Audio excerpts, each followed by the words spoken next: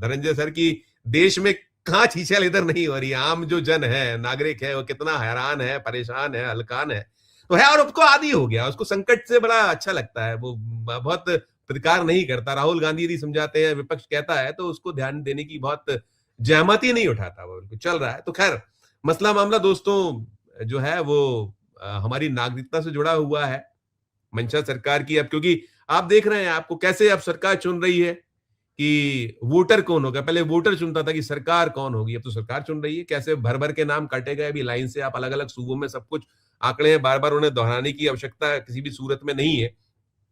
खेल पीछे क्या है, क्योंकि अब जो एक बहुत महत्वपूर्ण डॉक्यूमेंट होता था, इसे लेकर बड़ा आमजन कहता था कि हमारे पास तो पासपोर्ट है, तब उस पासपोर्ट को भी कह दिया है विदेश मंत्रालय ने कि ये जो है नागरिकता इससे साबित नहीं होगी।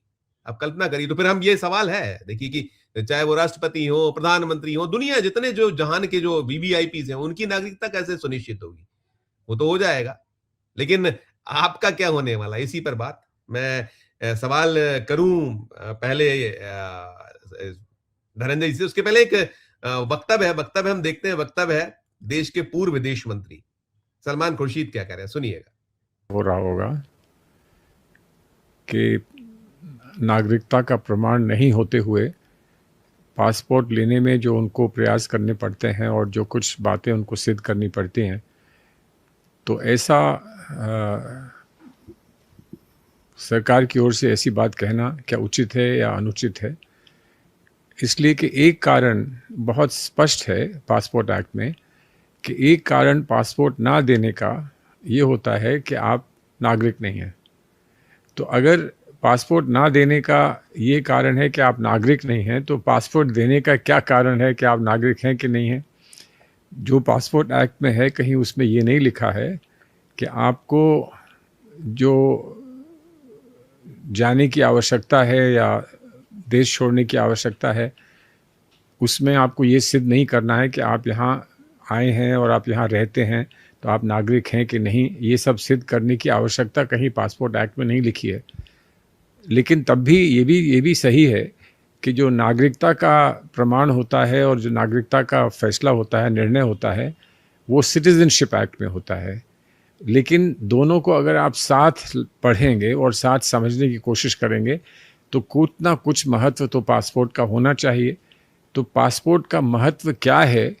क्या ये सही है कि जो इस आदमी के पास कहीं किसी दुनिया में, विश्व में किसी भी देश का पासपोर्ट ना हो, वो भारत आकर और कोई पासपोर्ट ले सिर्फ इसलिए कि वो कहे कि मुझे एक देश से दूसरे देश में जाना है या मुझे भारत आना है तो इसलिए मुझे आप पासपोर्ट दे दीजिए? तो क्या ये बात कोई समझ में आती है? मैं समझता हूँ कि साधारण व्यक्ति को ये बात समझ में नहीं आएगी। और ये घोषणा कर देनी मैं समझता हूँ काफ़ी नहीं होगा। ये घोषणा करने का क्या कारण है और इस समय ये क्यों कहा जा रहा है जब इतने दिन तक ये बात जो है वो फॉर्मली नहीं कही गई है? इसको थोड़ा सा समझाना चाहिए सरकार को। सर आप देखिए, देश के पूर्व विदेश मंत्री कह रहे हैं सरकार को समझाना चाहिए, पीछे क्या है? वही है कि इसके पीछे गेम प्लान क्या है। देखिए, आप ना जन्म प्रमाण पत्र को आप मानते हो, देश के नागरिक हैं, यही भारत में पैदा हुआ। आप ड्राइविंग लाइसेंस को मानते नहीं हो, पैन कार्ड को मानते नहीं हो, आधार कार्ड को आप मंजूर नहीं करते, वोटर आईडी कार्ड कोने में है, राशन कार्ड भी आपके लिए नागरिकता का कोई, और अब पासपोर्ट भी है आपकी, वो भी नहीं है। तो क्या है, क्या इसके पीछे खेल क्या लगता है? जो देश की हुकूमत है, हुक्मरान है, क्या चाहते हैं? क्या वो एनआरसी किसी तरीके से कि 140 करोड़ भारतीयों में जिसे हम कहते हैं ये भारतीय, वो भारतीय, जिसे हम कहते हैं ये नहीं भारतीय, ये घुसपैठी आभार, क्या कहेंगे? अनम्यूट कर लीजिएगा। इस पे क्या किया जाए? हंसा जाए, रोया जाए, कहा जाए कि ये सब बोलने वाले बेवकूफ हैं, पागल हैं, दिमाग खराब हो गया, क्या कहा जाए? ये रोज नया नया जो है ये जान करके फसाद लाते हैं ताकि आप इन फसादों पे चर्चा करते रहिए और उनकी कमियों को न देखिए। प्रधानमंत्री नीट का री एग्जाम हुआ, इसके लिए बधाई दे दी कि वाह क्या कमाल किया। लेकिन नीट एग्जाम देने में सॉल्वर गैंग पकड़ा गया और 200 से ज्यादा छद्म परीक्षार्थी एग्जाम दे रहे थे और कैसे एजेंसियों ने बायोमेट्रिक को धोखा दिया या सबको सरपास किया, कैसे करके बेईमानी की गई, इस पे कहीं चर्चा नहीं। तो मुझे लगता है कि ये सरकार क्या कर रही है, नया संविधान लिखना चाहती है, करना चाहती है कि आपको वोट देने का अधिकार नहीं, आपको नागरिक होने का अधिकार नहीं, आपके पास कोई अधिकार नहीं, जो हम कहें वही है। लेकिन सवाल उठता है, क्या देश के नागरिक इसको एक्सेप्ट करेंगे? मुझे नहीं पता देश के नागरिक, आपको होगा तो बताइएगा। मुझे नहीं मालूम देश की नागरिकता का क्या प्रमाण पत्र होता है। अगर आधार कार्ड नहीं है, अगर जन्म प्रमाण पत्र नहीं है, तो क्या है नागरिकता का? नरेंद्र मोदी जी के पास वो कौन सा कार्ड है जो हमारे पास होना चाहिए? नरेंद्र मोदी भारत के नागरिक हैं या नहीं है, कि वो भी नहीं है? नहीं, ये ये तो सवाल पूछा देखिए, जाना चाहिए। मैं ये सवाल, यही सवाल मैं इसको मैं दिखाना चाहूंगा। ये कि एक पत्रकार है, पत्रकार मित्र ने पूछा है, देखिए आप जो करें, देखिए सरकार कह रही है पासपोर्ट नागरिकता का प्रमाण नहीं है, चुनाव आयोग पहले ही आधार, वोटर आईडी, राशन कार्ड को रिजेक्ट कर चुका है, कैसा पता करें कि जिस आदमी को 3 बार प्रधानमंत्री पद की शपथ दिला दी वो भारत का नागरिक है भी कि नहीं है, उसके पास ऐसा कौन सा सर्टिफिकेट है जिससे नागरिकता साबित हो। यही सवाल हो रहा है। तो यही बात है, हमने जो अपनी खबर में उठाई है बात को, यही बात उठाने की कोशिश की है कि देखिए, भाई कैसे साबित करेंगे।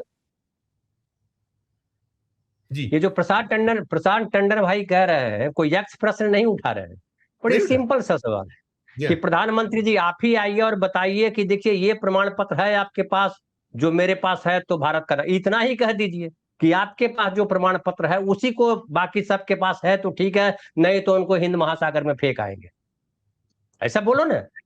अरे बताओ कि क्या डॉक्यूमेंट होता है जिससे पता चले कि नागरिक है। आपकी डिग्री का पता नहीं और आप हमसे सब पता पूछ रहे हैं कि जमीन, अब कई लोग कहते हैं जमीन के कागजात से पता चलेगा। जमीन के कागजात, हो सकता है मेरे दादाजी आए होंगे लंदन से, जमीन खरीद ली होगी।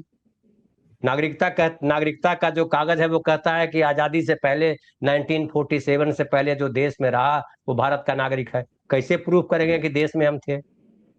प्रूव करने का कोई क्राइटेरिया होगा? जिसके पास जमीन नहीं है, जो पढ़ाई नहीं किया, वो कैसे प्रूव करेगा? तो मुझे लगता है नरेंद्र मोदी को खुद पहले प्रूव कर देना चाहिए कि हाँ, मैं भारत का नागरिक हूं। भारत का नागरिक, भारत को कोई भी भारत का प्रधानमंत्री बन सकता है। इसका मतलब तो यही हुआ ना कि कोई भी व्यक्ति भारत का प्रधानमंत्री हो सकता है।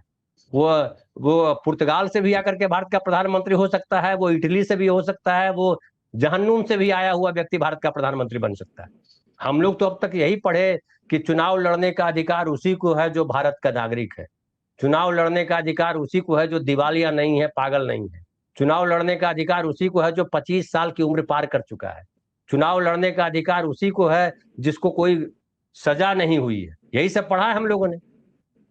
अब भाई वोट देने का अधिकार भी वही है, उसी को है कि वोट, जिसको वोट देने का अधिकार है उसको चुनाव भी लड़ने का अधिकार है। तो चुनाव लड़ने का अधिकार नरेंद्र मोदी जी को किसके तहत मिला, ये नरेंद्र मोदी जी को बताना चाहिए। और जो बेवकूफ ये जारी किया है बयान, उस बेवकूफ को बताना चाहिए कि आपके पास ये सर्टिफिकेट है, बताना चाहिए ना।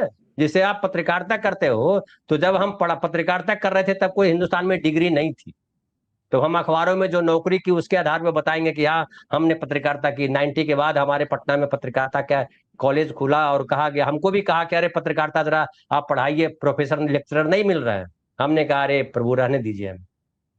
तो कुछ होता होगा ना। मेरे पास डिग्री है कि भैया ये धनंजय कुमार मैट्रिक पास किए, धनंजय कुमार ग्रेजुएट हैं, धनंजय कुमार फलाना गांव के हैं, कुछ कागज पत्र हमारे पास है। लेकिन नागरिक होने का क्या कागज पत्र है, ये कौन बताएगा? अब देखिए विवेक भाई आए हैं, नमस्कार आपको, अब पूछिए पहले उनसे, शायद उनके पास कुछ, वो नागपुर के रहने वाले हैं, नागपुर में ही ऐसे ऐसे रत्न पैदा होते हैं, वहीं से ये मिट्टी ने पेड़ पैदा किया है जो बता रहा है कि भारत का नागरिक कौन होगा। ये भी नागरिक नहीं। तो पहले विवेक भाई को सुन लेते, फिर आगे कुछ बात होगी तो करेंगे। मैं धनंजय सर के पास जाता हूँ। धनंजय सर, देखिए 2-3 चीजें इसमें। एक तो पीछे का मंतव्य तो यही है कि आप देखिए 2019 में आपने वो एनआरसी का अनाउंसमेंट किया था, अनाउंसमेंट हम 26 में बैठे हैं और आप उसको अपने, जब मौका होता है, इलेक्शन आए तो घुसपैठिए आ गए, ये है इस तरीके से, और कहीं ना कहीं पीछे कुछ चल रही है बातें, लगातार चल रही। तो ये जो ये अभी जो फिर से चीजें हैं, आपने जो, बहुत नहीं है, पासपोर्ट बहुत गिने चुने होंगे हिंदुस्तान में, 140 करोड़ हम भारतीय हैं, तो वो कुछ ही करोड़ होंगे, सबके पास तो संभव ही नहीं है। हमारे पास जो दस्तावेज होने चाहिए वो नहीं है, तो पासपोर्ट और कौन जाएगा, क्या जाएगा? हमारे मैक्सिमम तो गरीब लोग हैं, हम आप 85 करोड़ लोग, हम 5 किलो अनाज पे जीवित हैं, तो क्या? लेकिन वही बात कि एजेंडा पीछे क्या है कि आपको अब वही कि चुनना है अपने हिसाब से कि आइए बीजेपी के हैं, भारतीय नहीं है, घुसपैठिए। यही यही सब कहीं प्ले अप है, खेल है, क्या है, क्या ये? यहीं पर सब करूंगा, सब आपसे लेकर वापस आ जाइए। देखिए, उनका एजेंडा क्या है इससे कोई मतलब नहीं है, क्योंकि उनके एजेंडे से देश नहीं चलेगा। देश के नागरिकों का एजेंडा क्या है वो इंपॉर्टेंट। अब एक भक्त देख रहा था, भक्त कैसे होते हैं उसका एक 15 सेकंड में आपको परिचय दूं। राम मंदिर में जो डकैती हुई है उसको लेकर के वो बोल रहा था, अरे भगवान का धन था, वो ले गए, भगवान अपने तरीके से वसूल लेंगे, क्या केस मुकदमा करना। ये गधे कहाँ पैदा होते हैं विवेक भाई? हमारे नालंदा में तो शायद नहीं पैदा होते। कहाँ पैदा होते हैं पता कीजिए। मैं बार बार आपकी तरफ उंगली उठा रहा हूं जानबूझ करके। लेकिन ये बहुत, जैसे विवेक भाई ने कहा कि ये धूर्त नहीं बदमाश है। बदमाश भी छोटा शब्द है विवेक भाई। ये आपको फ्रस्ट्रेट करना चाहते हैं, मूर्खता के शिखर पर बैठ करके। ये कालिदास वाली कहानी पढ़ी हुई है ना, कि कालिदास जिस डाली पे बैठे थे उसी डाली को काटते रहे थे, बाद में वो विद्वान हो गए। तो इनको भी यही लग रहा है कि हम जिस डाली पे बैठे हैं उसको काट देंगे, फिर हम भी विद्वान हो जाएंगे। और इनका तो मन है कभी भी कहते हैं मैं माँ के कोख से पैदा नहीं लिया, मैं नॉन बायोलॉजिकल हूँ। इनको कहने का क्या, कुछ भी कहते हैं। मुझे जो साजिश नजर आ रही है संजीव भाई, एक्सेलेंसी एक्सेलेंसी वाला वीडियो याद कीजिए। एक्सेलेंसी एक्सेलेंसी एक्सेलेंसी, याद है? तो मुझे लग रहा है कि ये नागरिकता वाला प्रश्न ही खत्म कर देना चाहते हैं।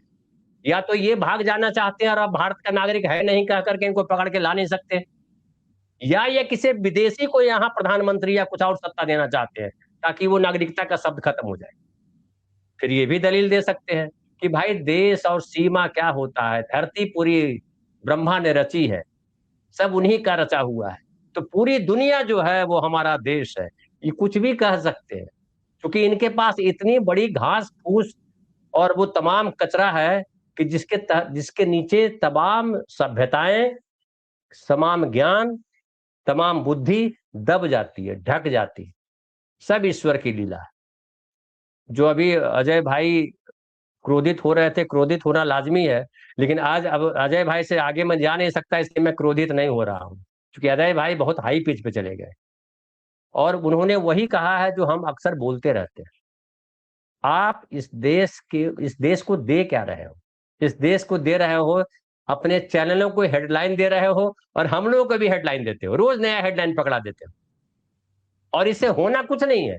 अगर ये मुगालते में है कि देश इनके अनुसार चलेगा, तो फिर मैं बोलूंगा इनसे बड़ा मूर्ख कौन है? अरे ये देश किसी के, जिस ईश्वर ने रचा, तुम कहते ईश्वर ने रचा, उस ईश्वर के अनुसार नहीं चल रहा है, तो तुम्हारे अनुसार क्या चलेगा?